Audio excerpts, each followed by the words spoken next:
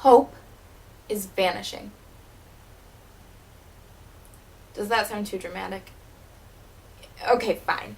Really, it's just barely dramatic enough. Maybe not even enough. I don't mean hope the way they think. How could I explain it to them? They're beyond stupid. They are clueless and retarded. All of them. I hear my mother and father say, I don't think she realizes the gravity of all of this. And I want to yell, are you crazy? Are you on crack? I'm the one it happened to. So I sort of understand the gravity. I had the bruises on my wrists for weeks. I wouldn't even go outside to walk to class from my gorgeous dorm room here for months either. And I still won't go outside. I don't even like to look out the window when it's dark. Let's try this again, class, this time with motions. I was a girl with a gift who was totally going places, and now I'm that hope somebody or other, that girl who disappeared. Well, at least for the time being, until I can straighten everyone's heads out. That's not exactly fun and games. My mother used to say that any news story, even a bad review, was good news if they spelled your name right. Well, good news for the actor, that is.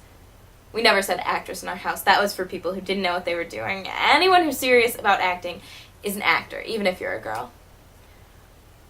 What my mother meant was that someday I'd be on Broadway or in the movies or have CDs with my name on them bigger than the title of the CD.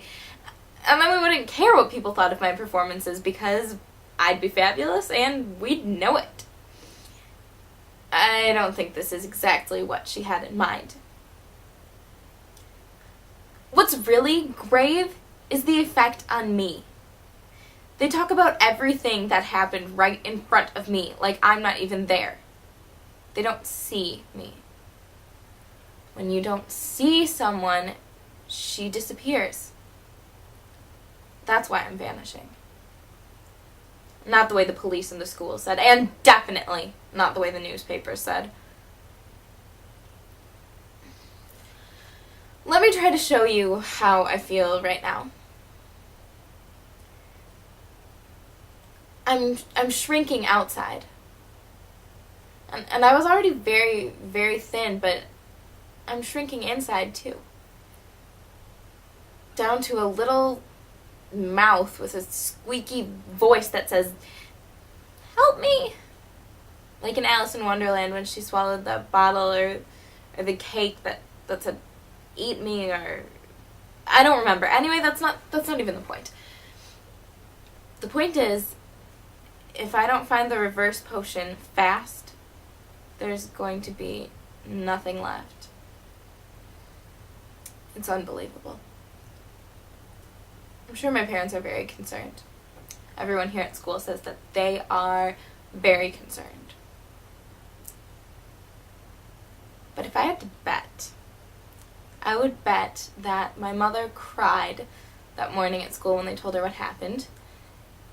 Then she would have blotted her mascara with a tissue so as not to get carried away. That would be so un-Marian. When they finally brought me to my parents, guess what? That is exactly what she did. I saw it. She did cry, 2 perfect, elegant tears, and then, blot. Let's not wreck the look. Let's not ruin the Kate Spade sweater. There I was, cold and dirty and bruised and dehydrated and scared to death, and my mother just wanted to make sure her face, as she called it, was perfect.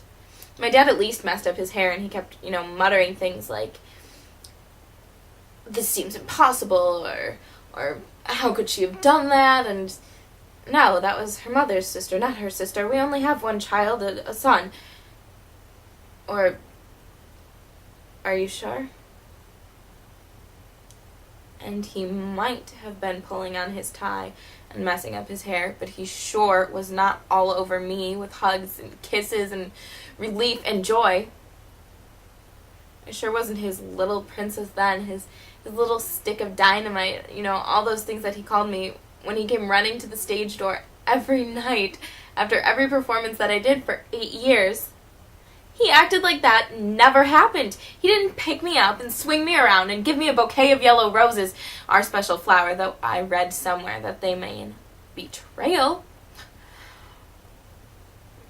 They looked at me like I was the princess who turned into the frog.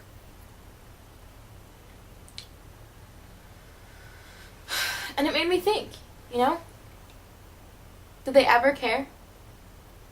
Did they ever really care about me? The real me? Was there a real me to them?